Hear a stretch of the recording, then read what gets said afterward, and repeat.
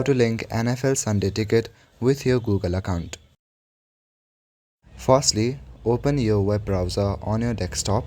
Now you can search for YouTube or YouTube TV.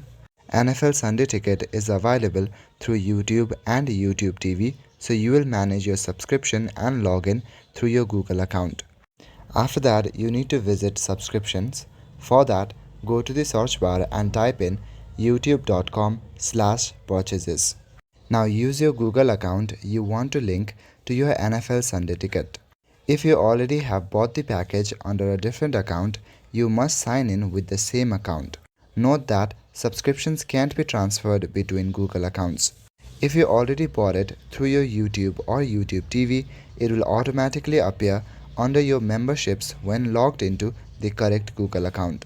If you haven't purchased yet, select Get NFL Sunday Ticket and follow these steps.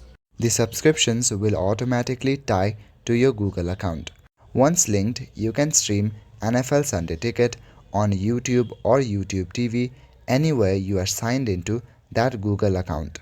So that's all for today. Thank you.